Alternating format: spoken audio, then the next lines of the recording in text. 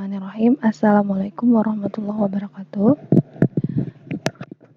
Alhamdulillahirrahmanirrahim. Pada kesempatan kali ini kita bisa berjumpa lagi secara tidak langsung dalam kuliah Kimia Farmasi 2. Oke, sebelumnya saya mohon maaf karena keterlambatan mengirimkan video karena kondisi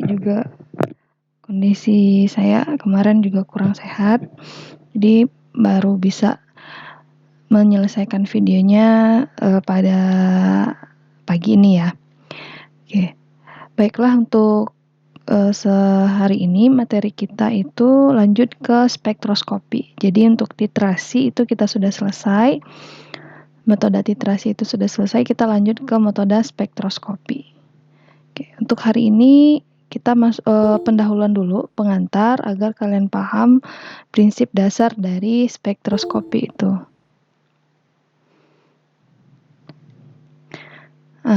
Spektroskopi, apa yang dimaksud dengan spektroskopi? Spektroskopi merupakan ilmu yang mempelajari interaksi antara gelombang elektromagnetik dengan benda. Benda yang di sini disebut juga dengan atom atau molekul.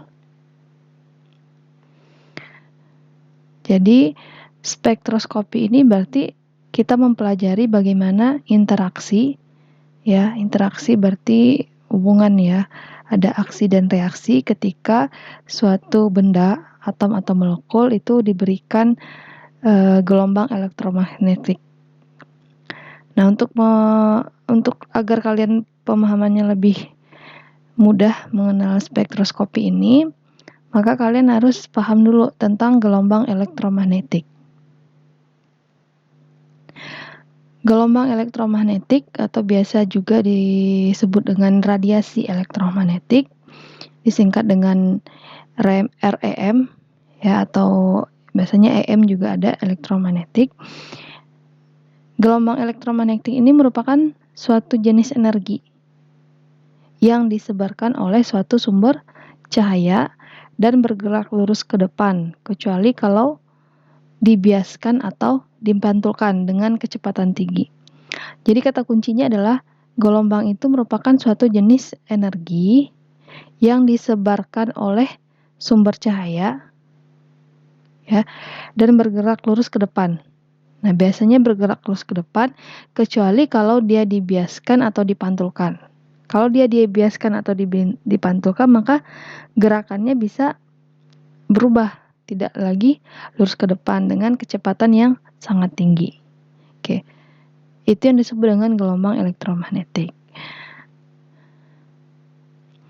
Nah, agar kalian paham lagi, ini kalian harus baca sendiri apa itu gelombang. Ya, pengertiannya gelombang, kemudian macam-macamnya apa saja. Jadi ada gelombang magnetik, ada gelombang elektromagnetik. Kemudian perbedaannya apa antara magnetik dan elektromagnetik ini? Nah, kemudian kalian baca lagi tentang ada yang disebut dengan gelombang transversal. Bentuknya ya, bentuk gelombangannya ada berupa gelombang longitudinal. Nah, ini materi fisika. Ya, fisika kalau nggak salah itu kelas 11 ya, kelas 2 SMA. Jadi kalian tolong baca lagi apa bedanya gelombang magnetik dan elektromagnetik, kemudian transversal dan longitudinal. Jadi gelombang itu kan merupakan suatu getaran ya, bisa suatu getaran yang merambat. Nah, ketika getaran itu merambat, dia ada yang membutuhkan media, ada yang tidak membutuhkan media. Kalau membutuhkan media, dia disebut dengan magnetik. Kalau tidak membutuhkan media, dia disebut dengan elektromagnetik. Nah, untuk lebih jelasnya, ini tugas baca sendiri, tidak perlu dikumpul, tapi untuk pemahaman kalian lebih lanjut ya, biar istilahnya mudeng gitu ya ketika kita membahas tentang gelombang, konsep kalian sudah kuat dulu. Nah, untuk gelombang sendiri ada beberapa besaran-besaran yang ini wajib untuk kalian paham konsepnya. Nah, apa saja yang dimaksud dengan besaran gelombang di sini? Pertama ada panjang gelombang. Oke. Dengan simbol lambda, panjang gelombang. Nah, panjang gelombang ini merupakan jarak yang ditempuh oleh gelombang selama satu siklus. Dengan satuannya itu satuan panjang, ya. Bisa meter, sentimeter, nanometer per siklusnya. Nah, jadi kalau di sini dari gambar yang disebut dengan panjang gelombang itu bisa dari sini ya, dari titik sini ke sini satu siklus, atau dari puncak ke puncak, atau dari ini lembah ya, istilahnya dari lembah ke lembah. Bisa juga kalau misal diteruskan lagi ke sini dari lembah ke lembah. Yang penting dia satu siklus. Nah, panjangnya berapa? Diukur di sini panjangnya berapa? Dari satu puncak ke puncak lain atau dari satu titik ke titik yang sama, itu panjang gelombangnya berapa? Panjangnya berapa? Disebut dengan panjang gelombang. Satuannya adalah satuan panjang. Boleh meter, sentimeter, tapi kalau biasanya gelombang kan panjangnya kecil ya. Biasanya di dalam ukuran nanometer atau Armstrong biasanya ukuran panjangnya. Kemudian ada yang disebut dengan amplitudo. Ya. Amplitudo ada yang menyimbolkan dengan A. Nah, amplitudo itu adalah perpindahan maksimum dari poros horizontal. Satuannya juga panjang. Jadi dari ini istilahnya panjang puncaknya, tinggi puncaknya berapa? Itu ya. Atau ada juga yang yang menyebutnya dengan simpangan baku. Nah, itu disebut dengan amplitudo. Kemudian ada istilahnya periode. Nah, periode itu adalah waktu yang dibutuhkan untuk satu siklus sempurna. Nah, satuannya itu adalah detik per tiap siklusnya. Nah, jadi waktu yang dibutuhkan untuk satu siklus sempurna. Nah, ketika gelombang itu bergetar pas satu siklus ya seperti ini, dia butuh waktu berapa? Nah, itu yang disebut dengan periode. Kemudian ada lagi yang disebut dengan frekuensi. Nah, ini ada beberapa referensi itu beda-beda ya melambangkannya itu ada yang nu dengan lambang nu kayak gini, atau ada juga yang pakai lambang F. Tapi biasanya kalau ngikut ke Latin, simbol Latin biasanya nu ya. Nih. Jadi frekuensi osilasi itu disebut juga dengan vibrasi ya. Vibrasi itu berarti. Nah, intinya seperti itu ya, gerakannya berupa vibrasi. Jadi frekuensi merupakan jumlah siklus dalam tiap detik satuan. Jadi dalam satu detik itu berapa siklus, berapa ini gitu. Kalau misalnya diistilahkan gelombang ya, dalam satu detik itu berapa dia menempuh, berapa siklus yang sudah tertempuh gitu. Kalau ini kan cepat ya, cepat, ada dalam satu detik itu ada berapa siklus yang terjadi. Bisa juga frekuensinya itu malahan pendek ya, jadi lama gitu. Karena terlalu panjang, satu siklusnya terlalu panjang, berarti frekuensinya akan menjadi lebih sedikit. Kalau ini kan banyak kan, karena yang dihitungnya adalah jumlah siklus dalam tiap detik satuan. Nah, satuan dari frekuensi itu bisa siklus per detik atau dinyatakan dalam hertz ya. Kemudian dari definisi-definisi di atas, besaran-besaran gelombang di atas, kita bisa menghubungkan antara periode dengan frekuensi. Jadi periode dan frekuensi ini mempunyai hubungan terbalik ya. Frekuensi atau nu dengan lambang nu itu merupakan 1/T.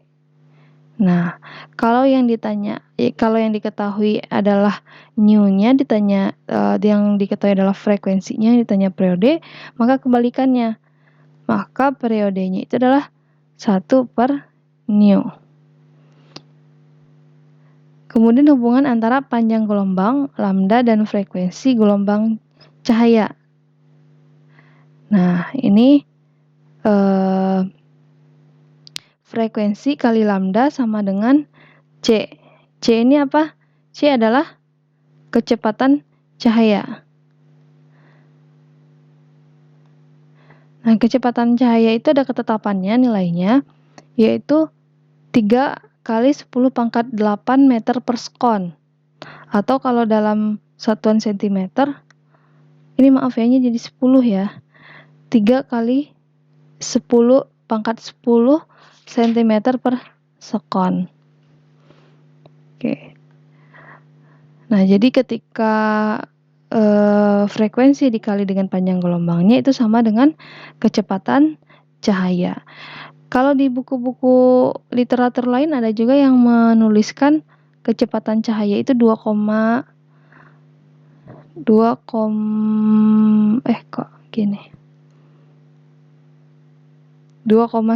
sekian ya. Itu sama aja sih, sama aja. Ini pembulatan menjadi 3 kali 10 pangkat 8 meter per sekon atau 3 kali 10 pangkat 10 cm per sekon per detik. Oke. Nah, ini hubungan antara periode dan frekuensi berhubungan terbalik. Kalau hubungan antara kecepatan cahaya dengan frekuensi dan panjang gelombang itu hubungannya sebanding. Ya, berarti ketika frekuensinya tinggi dan panjang gelombangnya juga tinggi, maka semakin cepat cahaya itu akan merambat. Tetap ya, kalau kecepatan cahaya tetap ya, yang pengaruh adalah frekuensi. Maaf, ini salah saya menjelaskan. Jadi kecepatan cahaya itu merupakan hasil dari perkalian antara panjang gelombang dengan frekuensi dengan panjang gelombangnya. Kita masuk aja ke contoh soal. Hitung periode dan frekuensi cahaya yang berpanjang gelombang 2 kali 10 pangkat 5 cm. Jadi ini yang diketahui adalah lambdanya ya. Lambdanya sama dengan 2 kali 10 pangkat 5 cm. Yang ditanya T periode berarti T, kemudian frekuensinya new-nya berapa ya. Ada yang tahu ini gimana caranya? Oke, kita cari apa dulu nih? Cari periode dulu atau cari ini dulu, frekuensi dulu. Oke, kita ingat ke ketetapan cahaya ya, C sama dengan lambda kali frekuensi. Kalau dari situ kita sudah bisa menghitung. Berarti kalau ditanya adalah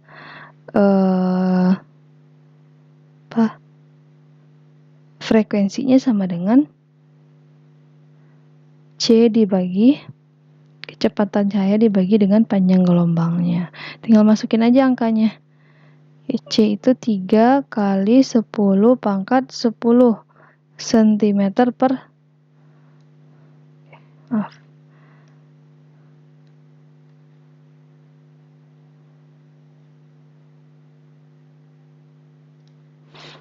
3 kali 10 pangkat 10 cm per sekon dibagi dengan 2 dikali 10 pangkat 5 cm. Maka hasilnya sama dengan 3 dibagi 2, 1,5.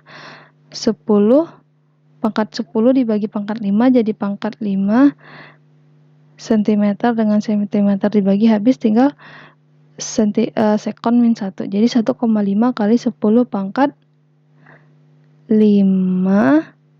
sekon min 1 per sekon gitu. Karena frekuensi ya, frekuensi satunya itu. Setelah didapat frekuensi, kita bisa ngitung lambda, yang ditanya lagi periode T-nya ya. Karena hubungan antara frekuensi dengan T itu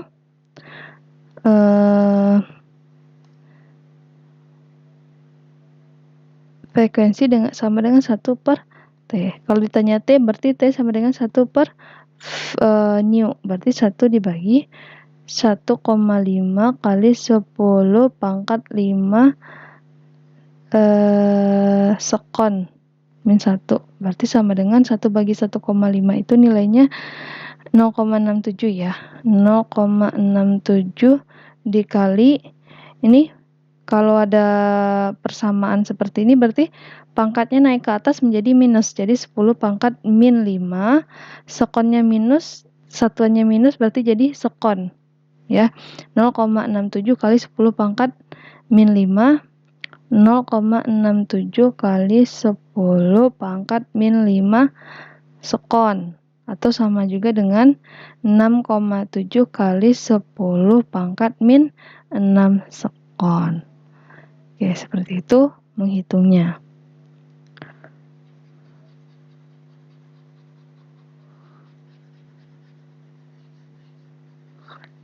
Nah, selanjutnya soal yang kedua.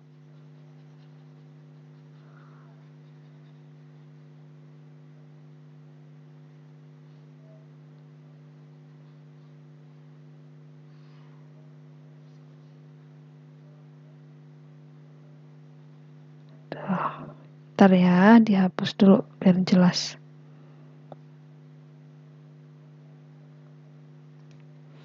Kemudian yang kedua, jika periode gelombang cahaya itu adalah 2,10 pangkat min 17, berarti ini T ya. Jika nilai T-nya itu berapakah panjang gelombang ini dalam satuan nanometer? Ditanya adalah panjang gelombang, berarti lambdanya dalam 1 meter. Nah, ini pertama apa yang harus kita cari dulu? Nah, kita harus cari dulu nu-nya ya. Frekuensinya. Frekuensi itu berarti 1 per T. Berarti 1 dibagi 2 kali 10 pangkat min 17 sekon. Sama dengan 0,5 ya. 1 bagi 2 kan 0,5 kali 10 pangkat, ini naik ke atas berarti jadi negatif. Kalau pangkat 1 dibagi pangkat berarti pangkatnya naik ke atas jadi positif. 10 pangkat 17 ya, maaf. 17. 10 pangkat 17 sekon min 1, atau sama juga dengan 5 kali 10 pangkat min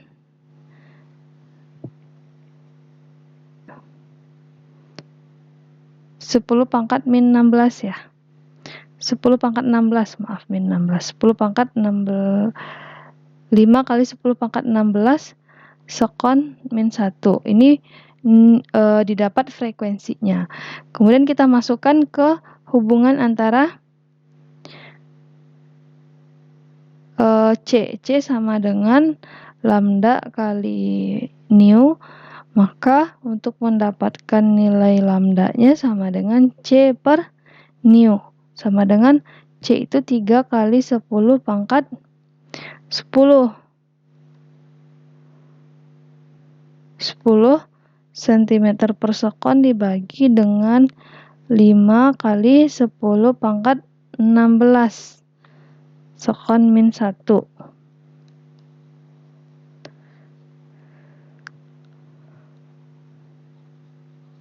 Maka hasilnya sama dengan 6 kali 10 pangkat min 7. 6 kali 10 pangkat min 7 cm sama dengan 6 nanometer. Karena 1 nanometer itu sama dengan 10 pangkat min 7 cm. Maka hasilnya adalah 6 nanometer.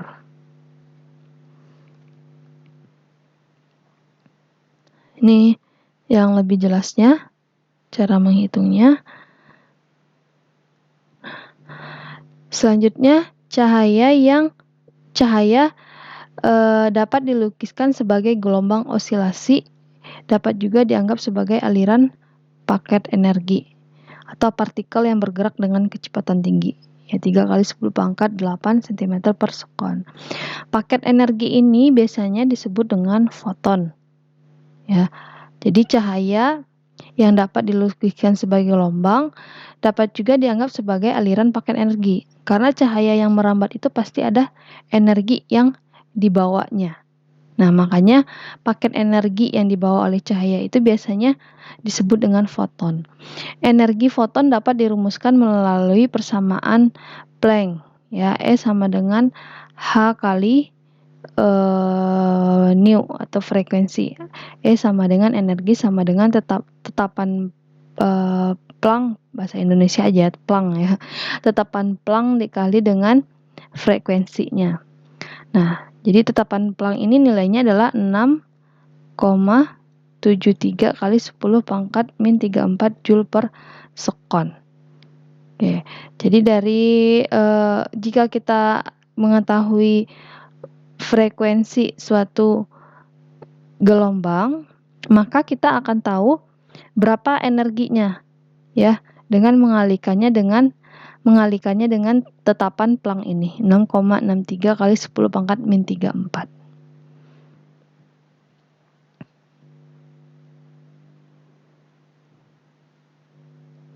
Kemudian ada yang disebut dengan bilangan gelombang. Nah, lambangnya seperti ini. New pakai garis di atas. Ya, bilangan gelombang adalah ciri gelombang yang berbanding lurus dengan energi sebagai jumlah gelombang per sentimeter. Nah, bisa dihitung dengan cara 1 dibagi dengan panjang gelombangnya. Karena kan pengertian bilangan gelombang itu adalah jumlah gelombang per sentimeter. Jadi untuk menghitung bilangan gelombang, 1 dibagi dengan panjang gelombangnya. Contoh soal, hitung energi foton yang sesuai dengan cahaya berfrekuensi 3 kali 10 pangkat 15 sekon min 1 ini. Nah, ini kita masukkan rumusnya. E sama dengan H kali nu. Nah, H-nya berarti tadi 6,63 kali 10 pangkat min 34 ya, Joule sekon dikali dengan 3 kali 10 pangkat 15 sekon min 1. Nah, ini dikalikan ya. Min 34 ini 10 pangkat min 34 dikali 15 berarti tinggal min 19. Ya, min 19 ya. Min 19 kemudian 6,63 dikali 3.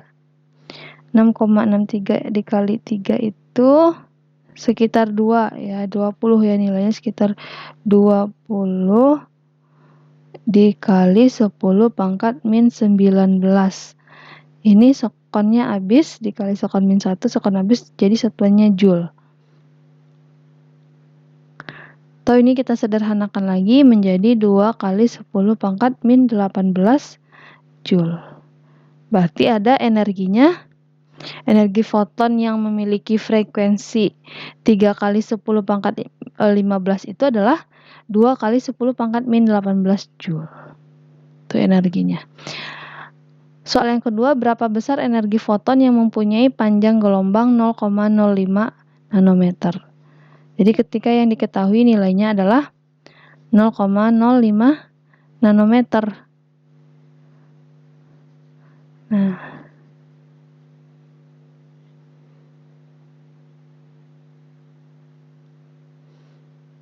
kita hapus dulu. Nah, kita ingat bahwa energi itu adalah tetapan Planck dikali dengan frekuensi. Nah, untuk menghitung frekuensi ini bisa kita hitung dengan C, kecepatan cahaya dibagi dengan lambdanya. Ya, berarti E sama dengan, ini kita turunkan rumusnya, H kali C per lambda. Nah, untuk mengetahui energinya, ya, berarti sama dengan, tinggal masukkan aja angkanya. 6,63 kali 10 pangkat min 34 Joule sekon dikali dengan C-nya 3 kali 10 pangkat 8 cm ya per sekon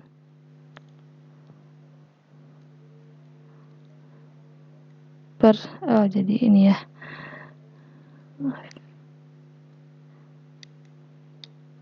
sentimeter per sekon dibagi dengan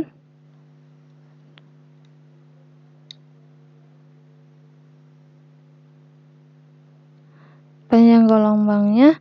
Nah, 0,05 nanometer ini karena semua satuannya karena di satuan senti, berarti kita ubah dulu menjadi satuan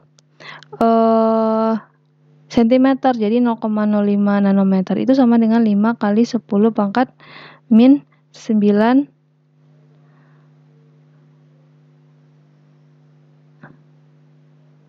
Oke.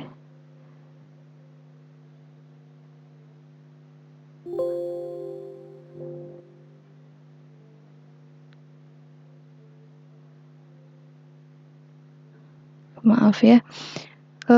Tadi ini lupa.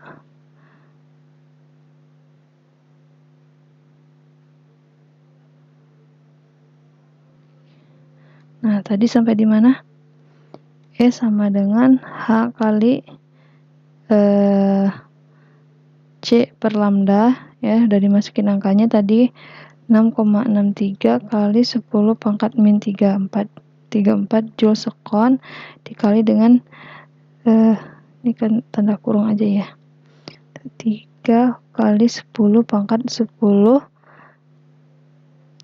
cm per sekon dibagi dengan tadi 0,05 nanometer itu sama dengan 5 kali 10 pangkat min 9 cm. Jadi ini dibagi dengan 5 kali 10 pangkat min 9 cm. Kita satuannya dulu kita ubah, 1S bis cm habis.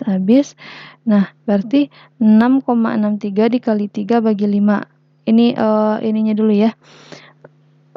Min 34 10 dengan min 9, 10 kurang 9 kurang min 9 jadi 19 ya. Jadi 19 berarti min 34 ditambah 19 berarti min 1934 itu berarti 15 ya. Min 15. Nah, ini 6,63 kali 3 ini 3 bagi 5 kan 0,6 ya, 0,6 kali 6,3. Nah, hasilnya sekitar 4 ya. 6 kali 6, 36 kali 6 ya. 4 kali 10 pangkat min 15 Joule. Segitulah energinya.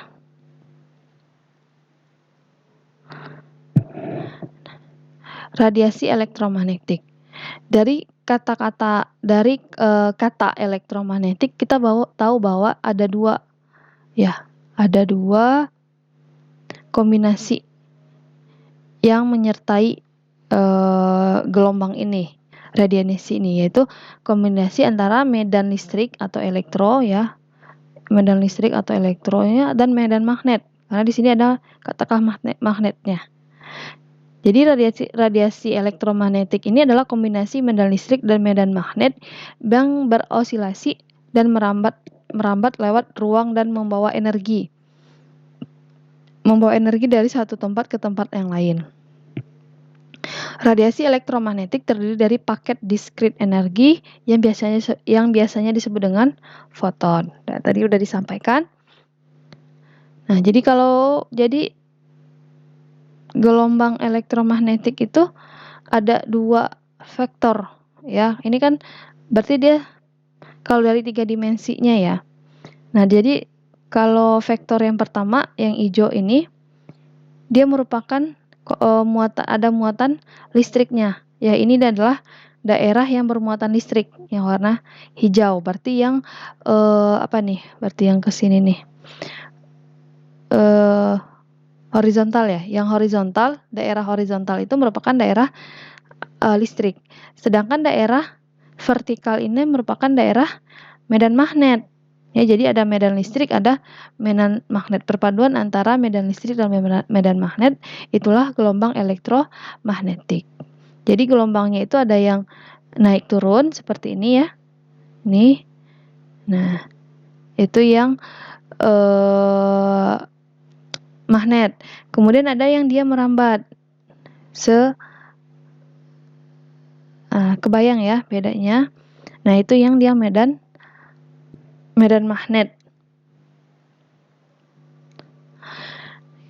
Kemudian radiasi elektromagnetik dibagi dalam beberapa daerah. Jadi ada daerah-daerahnya. Ada yang disebut dengan gelombang radio, gelombang mikro, inframerah, sinar tampak, ultraviolet, dan sinar X. Saya yakin ini kita sudah sangat familiar mendengarnya. Apa itu gelombang radio, mikro, inframerah, sinar tampak, ultraviolet, dan sinar X ini.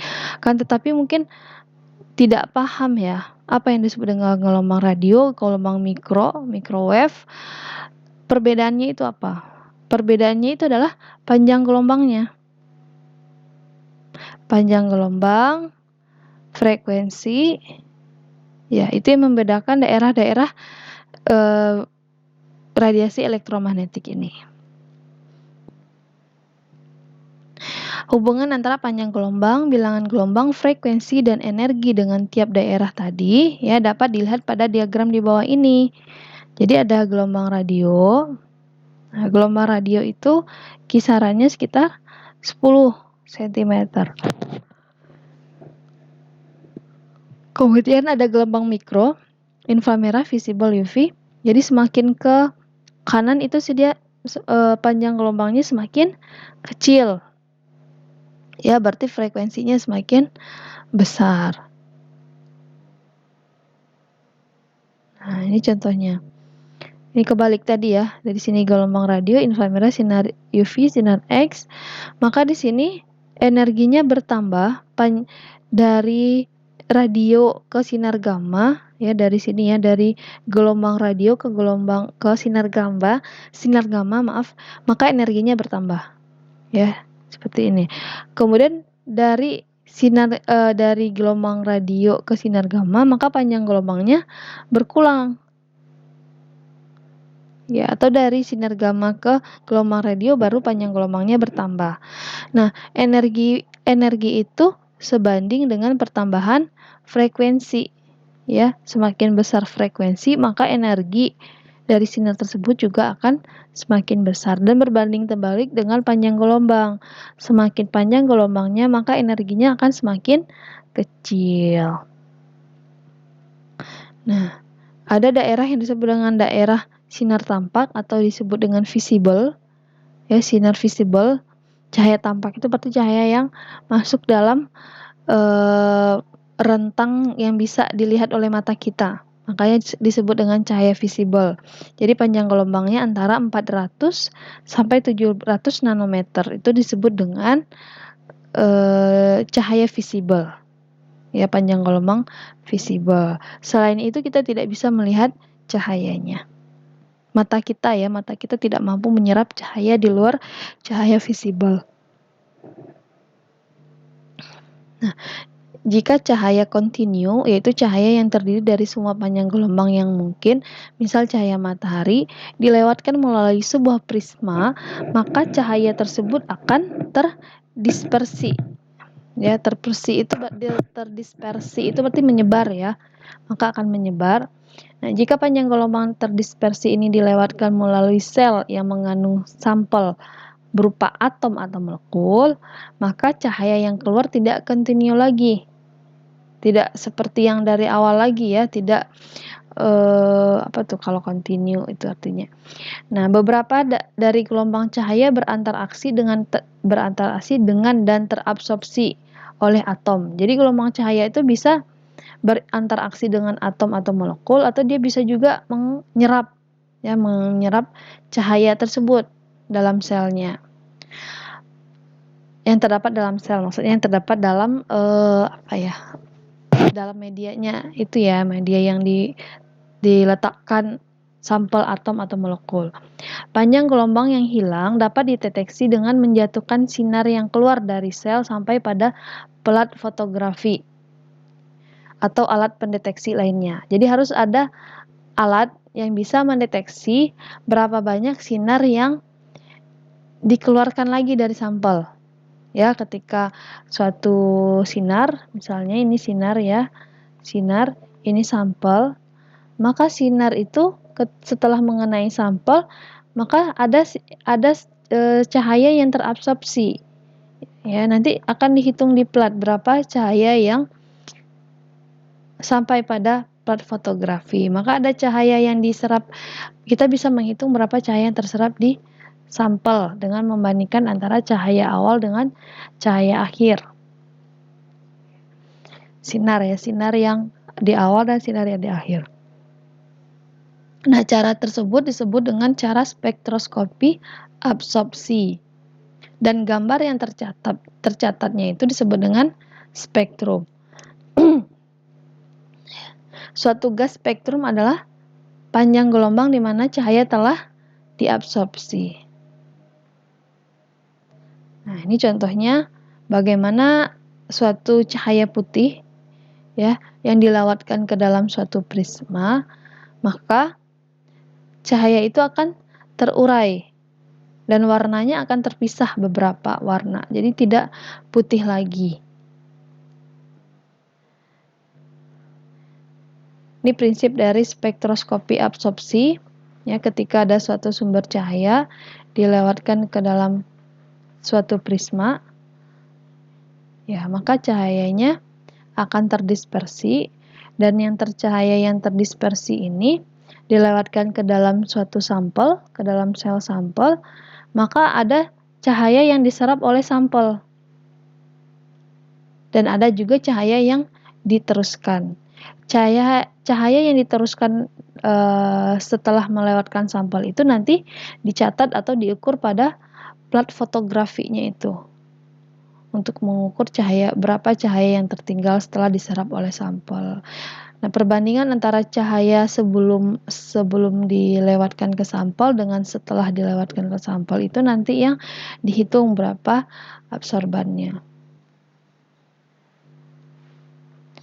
Setiap atom dan molekul berinteraksi dengan cahaya secara berlainan untuk mengabsorpsi panjang gelombang cahayanya sendiri yang khas. Jadi tiap atom dan molekul itu interaksi dengan cahaya itu berlainan. Ya, tidak sama semua. Semua memiliki sesuatu kekhasan dalam mengabsorpsi panjang gelombang. Akibatnya, spektrum setiap jenis atom atau molekul akan berbeda. Ya, jadi bisa dipastikan bahwa spektrum setiap jenis atom, kalau atomnya berbeda, ya maka spektrumnya juga akan berbeda. Menurut teori kuantum, energi yang dimiliki oleh atom dan molekul harganya tertentu. Ya, setiap atom itu memiliki harga energi tertentu atau tingkat energi tertentu. Energi yang mungkin tersedia yang diperbolehkan disebut dengan tingkat energi atom atau molekul. Suatu kuantum energi akan diabsorpsi bila suatu atom atau molekul tereksitasi dari tingkat energi yang rendah ke tingkat energi yang lebih tinggi. Ya, jadi ini kaitannya dengan pelajaran di kimia dasar dulu tentang suatu atom, ya, bagaimana posisi elektron di kulit atom. Karena bilangan kuantum itu merupakan suatu menggambarkan suatu tingkat energi. Ya, kalau kalian ingat lagi pelajaran kimia organik ya, kimia dasar apa kimia organik tentang posisi elektron valensi ya, elektron valensinya di kulit terluar. Nah, bilangan kuantum itu menunjukkan tingkat energinya. Nah, jika suatu kuantum energi itu akan diabsorpsi jika suatu atom molekul tereksitasi, ya, berpindah dari tingkat energi yang rendah ke tingkat yang energi yang tinggi. Jadi kulit terluar elektronnya itu bisa pindah ke tingkat energi yang lebih tinggi. Jadi kalau misalnya ini adalah konfigurasi elektronnya, kan semakin terluar kulitnya itu energinya semakin rendah. Pindah ke dalam maka akan pindah ke tingkat energi yang lebih tinggi. Nah, ini adalah spektrum sinar tampak ketika suatu cahaya dilewatkan ke dalam suatu prisma, akan terurai menjadi beberapa warna. Nah, warna ini tergantung dari absorpsinya. Pada panjang gelombang berapa cahaya diabsorpsi oleh molekul tersebut.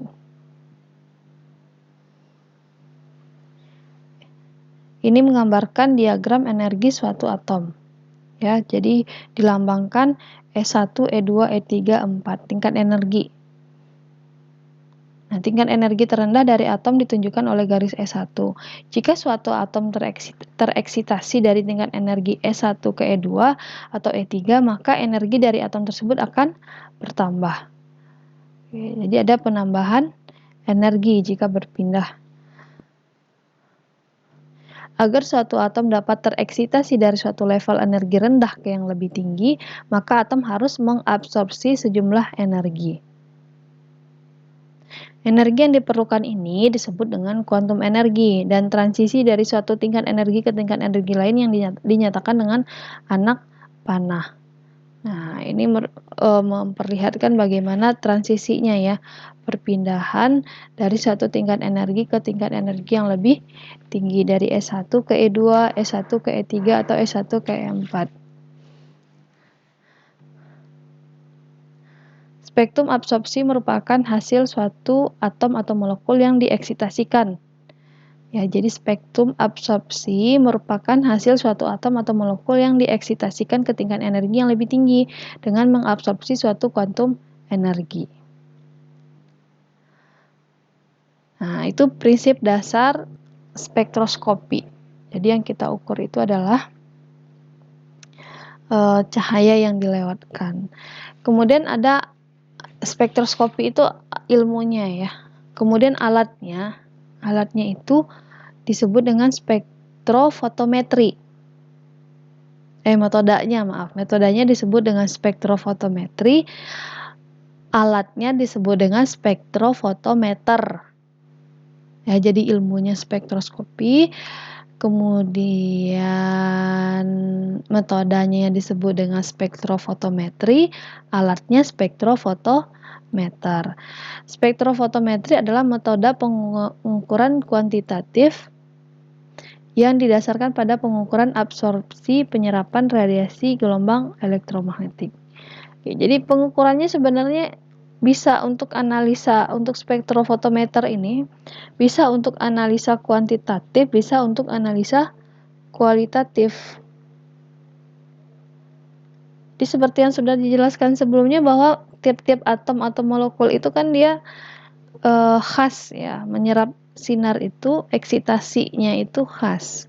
Makanya bisa digunakan untuk identifikasi atau untuk uji kualitatif. Nah, karena kita di sini kimia farmasi, berarti itu lebih ke aspek kuantitatifnya, maka yang kita bahas nanti adalah bagaimana penggunaan spektrofotometri untuk penentuan kadar, ya, untuk uji kuantitatif.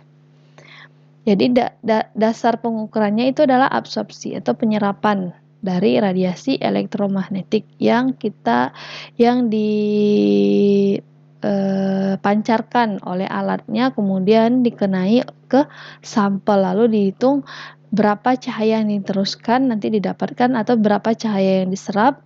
Nanti dari sana kita bisa menghitung dari spektrumnya itu kita bisa menghitung kadarnya. Jadi spektrofotometer terdiri dari dua kata, yaitu spektrometer alat yang menghasilkan sinar dari spektrum dengan panjang gelombang tertentu. Jadi bisa di sini diatur panjang gelombangnya, bisa diatur. Biasanya kalau UV visible berarti kan UV itu 200 sampai 400, panjang gelombangnya 400 nanometer. Kemudian kalau visible tadi 400 sampai 700 ya, 400 sampai 700 nanometer. Tuh, jadi spektrometer itu berarti ada sinar yang dihasilkan dari spektrum dengan panjang gelombang tertentu. Kemudian ada fotometernya. Kalau fotometernya berarti alat pengukur intensitas cahaya yang ditransmisikan atau diabsorpsikan. Oke, jadi terdiri dari dua alat ya, spektrometer dan fotometer, makanya disebut dengan spektrofotometer. Nah, apa yang dimaksud dengan spektrofotometer? Spektrofotometer adalah instrumen yang digunakan untuk mengukur energi secara relatif jika energi tersebut ditransmisikan, direfleksikan, atau diemisikan. Ini beda ya. Ada transmisi, ada refleksi, ada emisi. Nanti dicoba kalian dicari perbedaannya apa antara transmisi, refleksi, dan emisi. Spektrofotometri adalah pengukuran konsentrasi larutan dengan menggunakan instrumen. Nah, ini termasuk dengan metode modern ya. Kalau metode konvensional itu hanya pakai titrasi dan gravimetri. Kalau spektrofotometri ini termasuk metode modern. Spektrofotometer instrumen yang digunakan untuk mengukur jumlah cahaya yang diserap atau intensitas warna yang sesuai dengan panjang gelombang. Pengukuran kuantitatif dari cahaya yang diserap terukur dalam bentuk transmitan atau absorban tersebut. Jadi ada transmitan, ada absorban, itu berbeda antara transmitan dan absorbannya. Selanjutnya ada hukum Lambert-Beer. Hukum Beer itu menjelaskan tentang absorban. Absorban atau log P0/P, radiasi monokromatik berbanding lurus dengan konsentrasi suatu spesies penyerap larutan. Jadi semakin kalau konsentrasi nya tinggi gitu ya, berarti konsentrasi larutan sampelnya tinggi, berarti absorbannya juga tinggi. Hukum Lambert. Bayangkan suatu medium penyerap yang homogen dalam lapisan-lapisan yang sama tebal. Tiap lapisan menyerap radiasi monokromatik yang memasuki lapisan itu dalam fraksi yang sama seperti lapisan-lapisan lain. Dengan semuanya yang lain sama, maka absorban itu berbanding lurus dengan panjang jalan yang melewati mediumnya. Oke. Nah, dari hukum Beer dan Lambert ini dapat persamaan A sama dengan A kali B kali C. Ya, atau ada yang menuliskan dengan simbol ini, saya lupa ini bacanya apa ya simbolnya ini. Jadi A sama dengan A besar ya, absorban sama dengan A kali B kali C. Absorpsi cahaya berdasarkan hukum Lambert-Beer. Jumlah relatif panjang gelombang cahaya yang terabsorpsi ketika melewati sampel tergantung kepada jarak yang ditempuh sinar ketika melewati sampel ya, atau ukuran kuvet. Ini disebut dengan kuvet ya. Ini kuvetnya ya, itu B, simbolnya B ya, jarak yang ditempuh sinar melewati sampel ya. Ukuran kuvet berarti panjang kuvetnya ini kan, kuvetnya panjangnya berapa.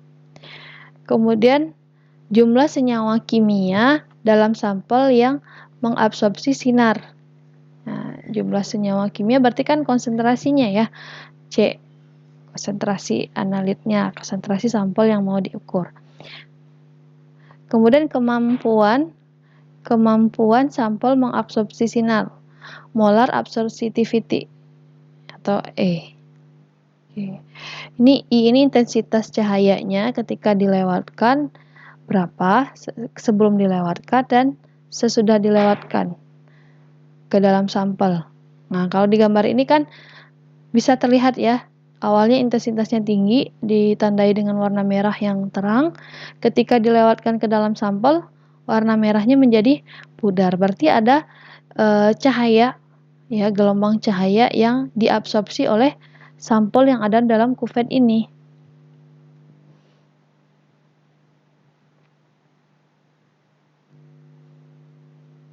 Oke. Hukum Lambert-Beard, absorban berhubungan dengan konsentrasi analit. Ya, jadi absorban itu jumlah yang terabsorpsi, panjang kuvet, dan absorptivitas molar. Sama dengan A sama dengan absorbansi.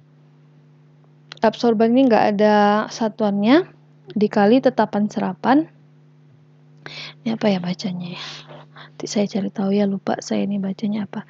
E kali B kali C. Ya, tetapan serapan dikali lebar kuvet dikali konsentrasi larutan.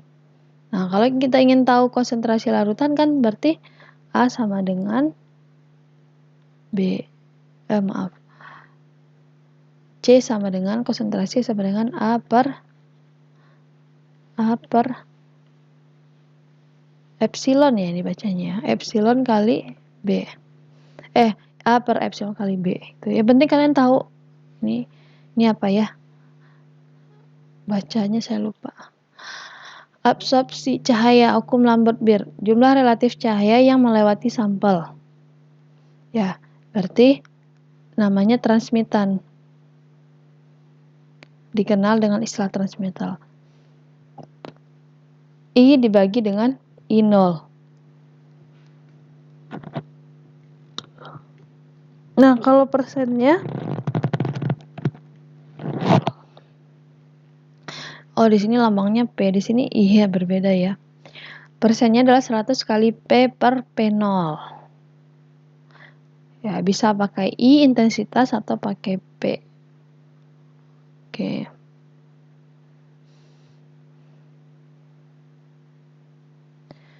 Nah, T itu rentangnya 0 sampai 1. Jadi persen T has a range of 0 to 100%.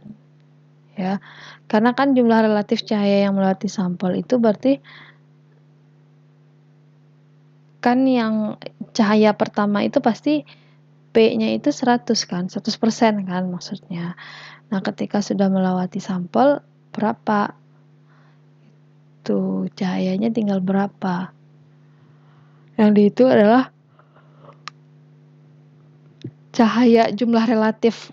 Berarti jumlah relatif itu kan persentase ya. Dibagi dengan yang awal.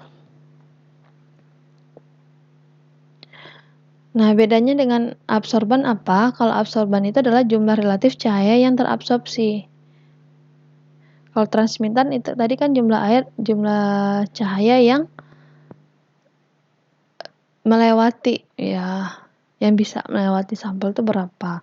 Kalau absorban jadi kebalikannya ya. Kalau absorban itu jumlah relatif cahaya yang diabsorpsi, yang diserap oleh sampel dan berhubungan dengan transmitan. A sama dengan min log, jadi kebalikannya min log P per P0 atau min log T sama dengan min log persen T per 100.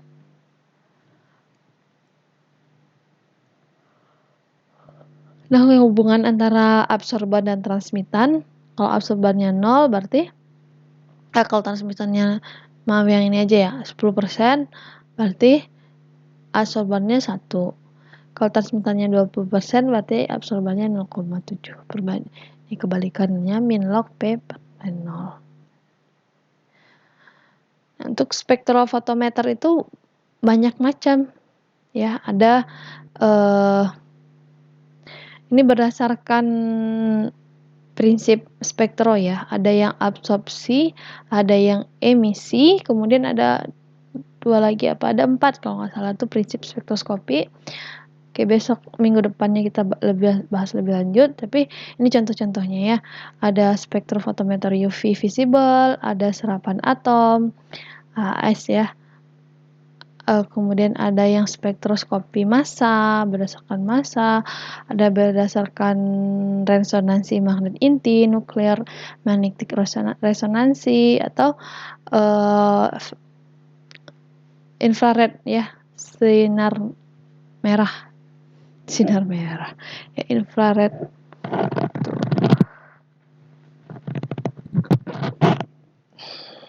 Oke, jadi untuk pertemuan selanjutnya kita akan bahas spektrofotometer UV visible.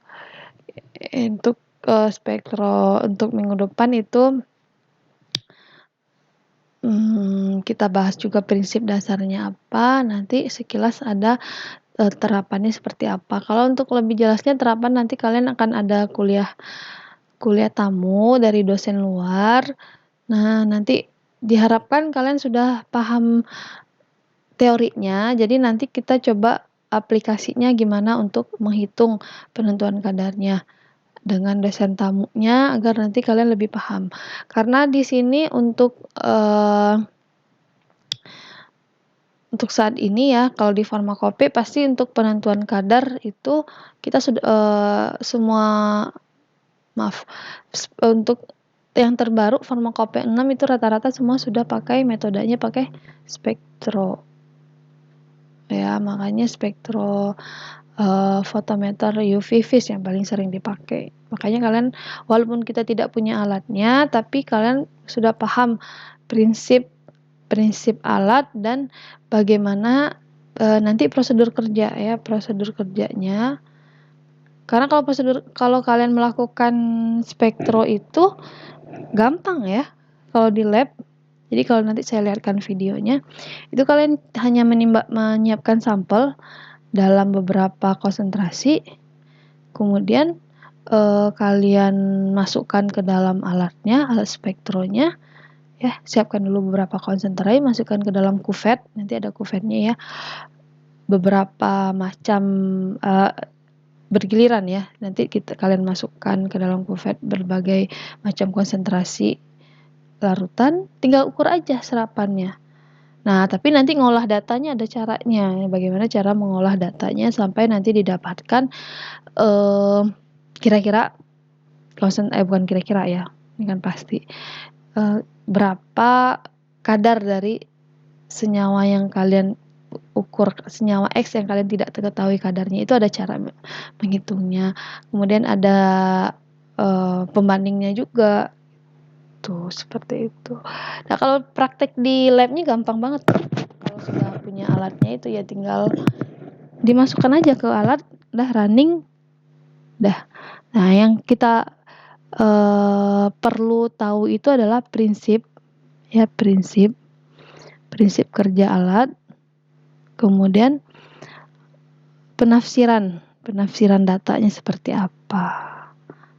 Ya, semuanya ya, kalau praktikum kan semuanya gampang ya. Tinggal masukkan ini, campur itu, tapi harus kalian tahu adalah prinsip reaksinya, misalnya kalau titrasi prinsip reaksinya dan cara menghitungnya. Kalau cuma mendapatin data kan itu mudah ya, gampang gitu. Yang susahnya adalah menafsirkan hasil dari praktek yang kalian lakukan itu. Oke, demikian saja untuk saat ini. Jika ada pertanyaan silakan boleh langsung wapri saya, dan saya harapkan nanti kalian memang cari tahu ya apa yang kalian tidak paham. Jika nanti memang merasa kurang materi ini kan pemahaman dari mata kuliah pelajaran waktu SMA dulu ya, apa itu tentang gelombang dan sebagainya, kemudian juga tentang tingkat energi atom. Nanti tolong dibaca lagi tentang konfigurasi elektron. Nah, karena kita berbicaranya ini adalah tingkat atom, level yang lebih rendah lagi itu elektronnya. Tentang tingkat energi, bilangan kuantum, itu kan spektro pasti ruang lingkupnya atom atau elektron. Oke, demikian. Terima kasih atas perhatiannya. Semoga bisa dipahami. Mohon maaf atas kekurangan atau tadi ada sedikit gangguan. Saya tutup, wabillahi taufik wal hidayah. Wassalamualaikum warahmatullahi wabarakatuh.